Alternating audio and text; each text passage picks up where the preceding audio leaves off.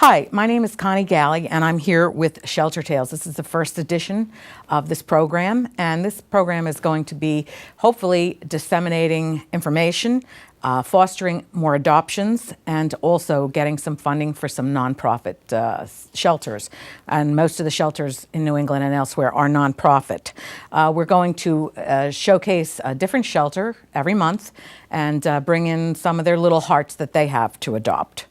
I'm here today with Sue Ellen Duga from the Westfield Homeless Animal Shelter, and she's got a very special little guest called Rue that we'll introduce to you later. But I welcome Sue Ellen and thank you for coming. Thank you for asking me. I appreciate it. Sue, I understand you're doing this pretty much full-time, working part-time, and then taking care of a lot of kittens, some or cats who need medical care in your own home. What got you into this, the shelter community, and how do you do it? We're all overextended for time. How do you do it? Well, when I thought about retiring, when I was probably 62, I was looking for some volunteer work to do because we all have to adjust our karma, so to speak. Yeah. And I had been working with the public for about 25 years, so I didn't really want to work with the public anymore. And I knew there were several options open. The Cancer Center for Hope was open, but I had an affinity for cats. I love all animals, but cats are my favorite. And I got a hold of Denise Sinico at Westfield Homeless Cat Project, and I started cleaning cages. Started from the bottom. I'm still at the bottom. Literally at the bottom. I'm still literally at the bottom. I clean cages every Friday for 6 hours. That's my day. Well, somebody's got to do it. That do litter it. doesn't move Yeah. itself, right? So then I started fostering, and I was a foster failure. I kept my first 3 fosters, and it's just grown from there. Okay. I've often wanted to foster because I know kittens have very poor immune systems when they're first born, and they can't be put in the general cat population. But that would be my fear, that I would not be able to give up these kittens when they came in. That must be really tough. But what made you choose what does the Westfield Homeless Cat Project do aside from sheltering animals? Yeah, it's a nonprofit. It's been around for 8 or 9 years, and it truly is a home for the homeless. We do get a lot of calls from people that want to surrender their cats. We will take them if we have room, but our main objective is the homeless cat, the cat that is out there, the cat that has been thrown away, the cat that is living in a vacant apartment where the owners have moved. We just rescued 35 from Southwick, 35 Siamese that were dumped. Dumped? Do you think it was done by a pet? And We're that's a not lot of sure. Siamese cats. We kind of know.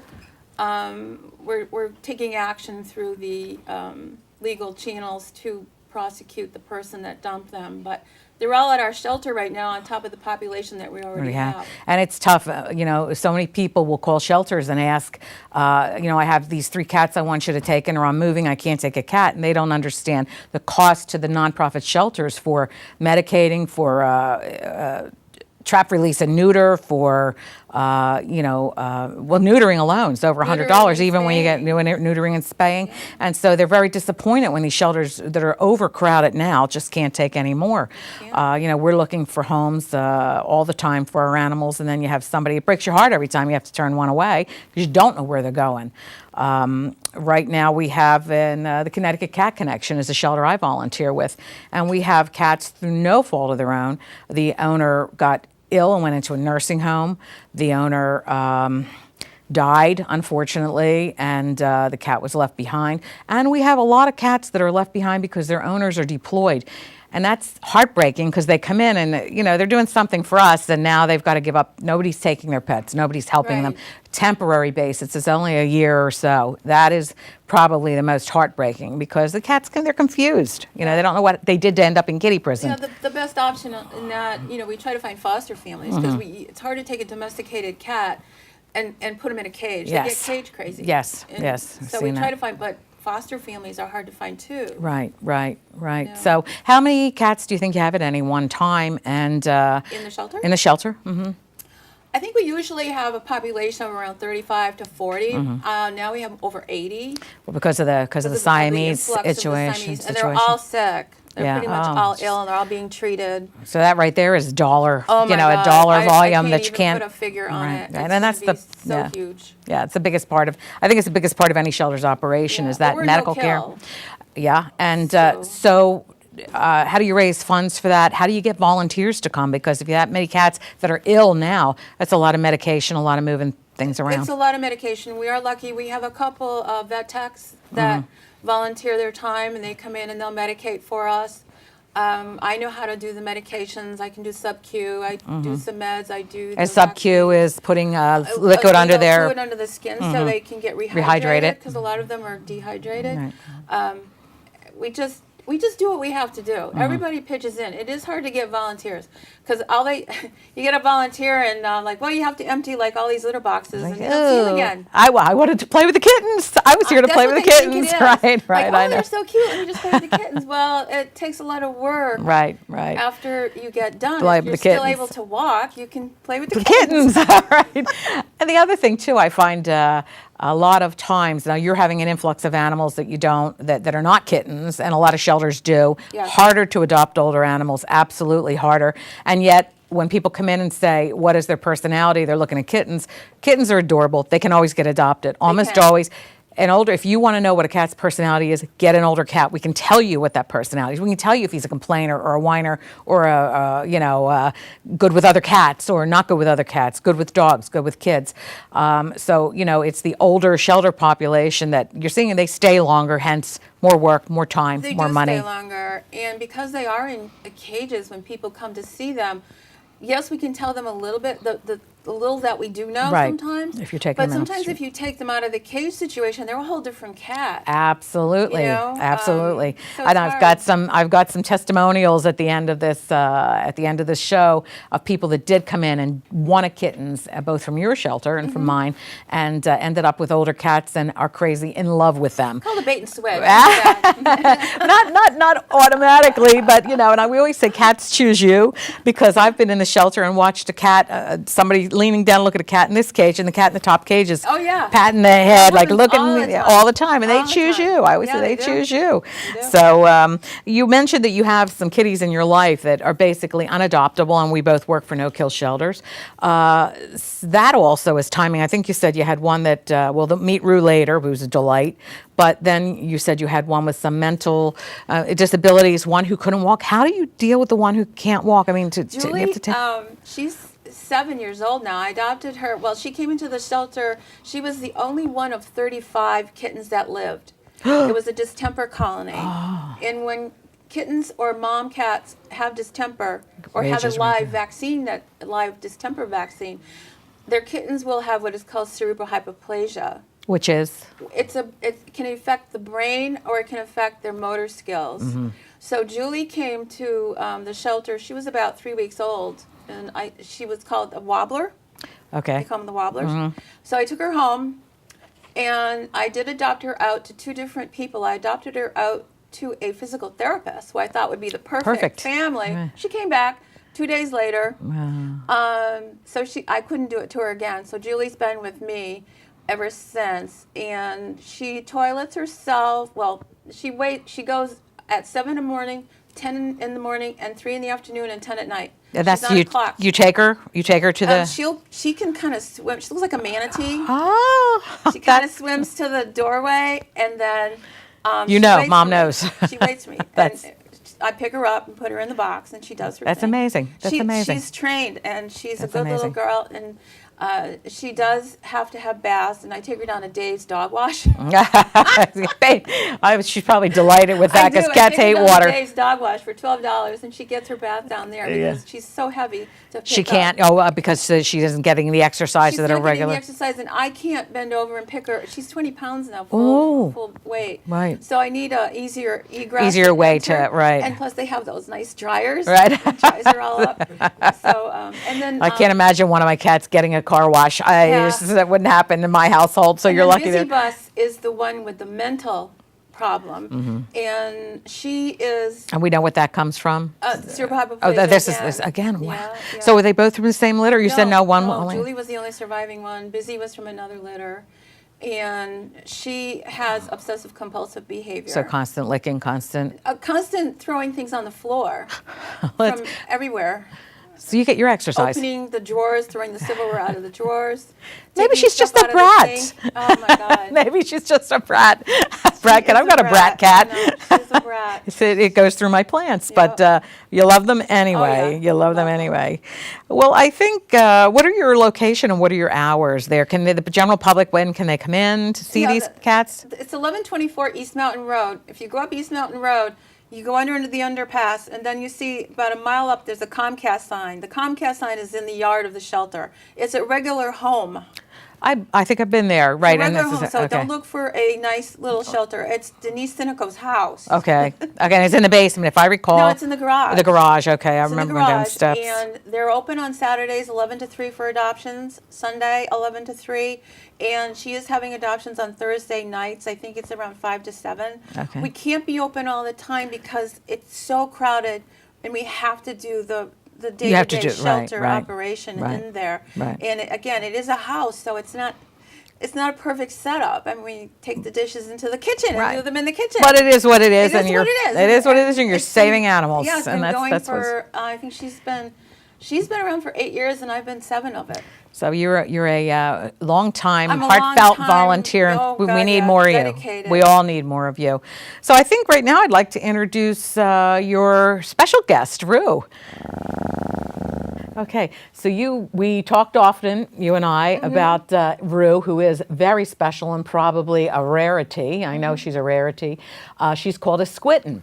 And here she goes. She's a polydactyl. Rue's got 6 toes on her front feet, and she has I guess her arm bones are bent. She has no wrist bones, Okay, and that's her what it is. shoulders are rotated backwards. So she acts and sits like a squirrel. Rue will sit up like a squirrel when she wants to sit.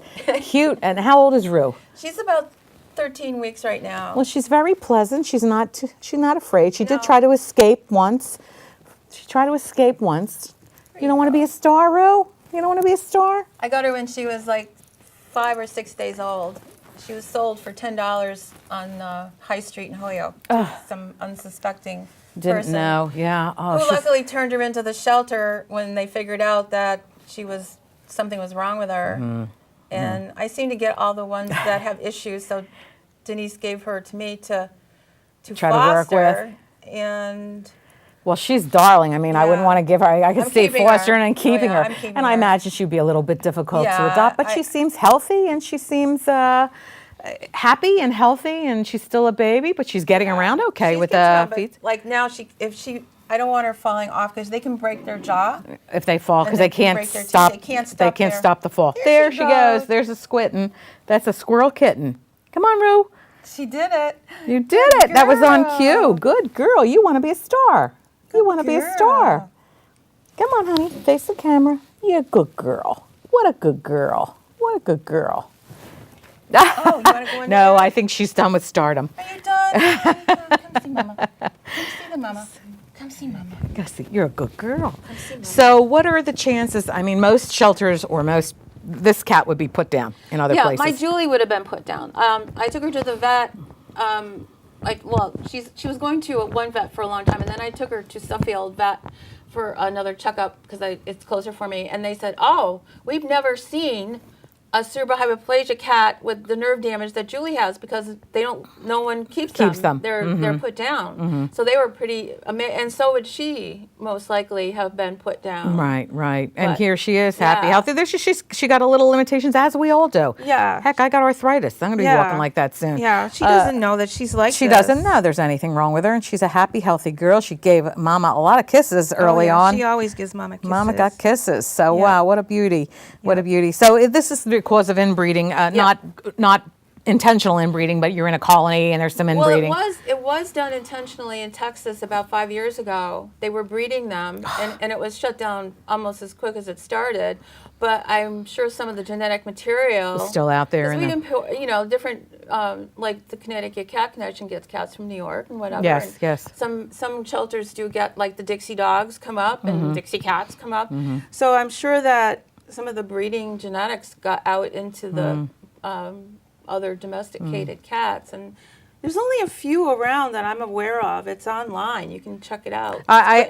Some people do the cut and paste. It's hilarious. But Yeah, you sent me some people do the cut and paste. but and they look like real squirrel yeah, kittens, I know. which is we know that's not true. They're that's not really true. mated with us. I'll have to say the shelters that we get the cats from that are coming up from Georgia, they're very well socialized. So Yeah. they may not be able to keep them down there. They may not have great shelters down there. I don't Right. know, but they are very social. There's you got a kiss. Oh, Mama's what a baby. nice kiss. They're very socialized, and Yeah. she's very socialized. And you Yeah. have to get them young to do that. Well, you do, and unfortunately when you take, I'm a neonatal caregiver as well, and you get the little kittens without their moms, the bottle-fed babies. They're fed every 2 hours. You get 60% will pass. It's a 60% attrition ratio. They just need their moms. On neonatals, They need their yeah, moms. yeah. That's, I'm lucky with the 3 I have here. They were taken. I've had them since they were 4 days old, and I've had 3 live, which doesn't happen that often. So when you're taking care of cats and kittens, you have to know that it doesn't always work out well, and you have to be prepared for the heartbreak. It's horrible. Yeah. And I've gone to sleep crying. I will never do this again. I'm never. The next day, I'm looking for Well, when I do the same thing. Like Yeah. I always equate it to going to the sand in an ocean, digging a hole and trying to fill it with water. It's just they pour in, and you just can't. That's you a can't good get way to look that's at it. But I like that. But you have to do what you can, and have to do what you can. there was a saying about a boy and his grandfather walking along the beach, and the Starfish Head Beach. And I've seen this down in Hilton Head. The Starfish Head Beach. There were thousands on the beach, and I was trying to pick them Hook up 'em with up, somebody yeah. and put them back in the ocean before they dried out. But the story resonated because the little boy and his grandfather were walking along, and he's trying to get the starfish back out, and he had one in his hand, and the grandfather says, "You can't save them all. There's thousands here. You can't save them. What are you going to do about that?" And he walked in the ocean and dropped the starfish and said, "Save that one." And that's what you have to. You have to remember that. It's Save just that one. devastating Yeah. when you lose them, Yeah. though. So, but you do it a thing at a time, and you keep going back. I go home and go, "Oh my God, how am I going to get this cat adopted?" I do a lot of the marketing for the shelter, and we just had 2 cats I never thought would get adopted, and it was like almost a party because somebody And took you're them, so happy. and the people that adopted them came back. I've got testimonials I'll read. They're in love with these animals, and like everybody else gave up on them, we didn't. And somebody came in and took them, so that was wonderful. I don't know if we want to introduce the other little kitties right now. So these burrito kittens, Yes, you said you have. Burrito. Burrito? Okay, Burritos. burrito. So these are from the same litter. Yep, they're from the obviously. same litter. What, 2 females and a male? One female, the one in the middle is the female, Female? and the 2 boys are on the end. And the boy, of course. They were born to a feral mom who decided that she wasn't going to feed them, and they went 24 hours without food. Now, how did we find them? How did we? Somebody found them. Somebody either in their yard or under their porch or something. You're a and bugger. We knew that they had been a long time without food. The thing is, if you get infants like that haven't been fed, and they were cold, you never feed a cold infant. I did not know that. Why? Yeah, They can't? They can't. They'll die. So I had to wait till they would warm up, which was another 2 hours because we used heating discs. Which is and frightening. Body heat. And then I could start to feed them with a syringe, and you just give them a little bit at a time. But I was very skeptical if they'd make it. And moms, that's unusual Moms for are the moms best. just to walk Our away. moms will. Will they? Will they? We just got one that bit the baby. She's 5 days old, and she bit her leg off. Wow, talk about not being good for motherhood. I mean, Yeah, kids feral can get on moms your don't- nerves sometimes. They're not that bad. None of us have bit Good our thing we kids don't like do that to our our human kids, children. right? Human children. But these 2 are come now. Is this the boy I've got in my Yeah, hand? that's the boy. You are extra curious, aren't you? Do you want to come home with me? Got blue eyes. For now. For now, yeah. So he's very active. These 2 are much more content to cuddle together. I bought that couch special for you. That's beautiful. So how old are they?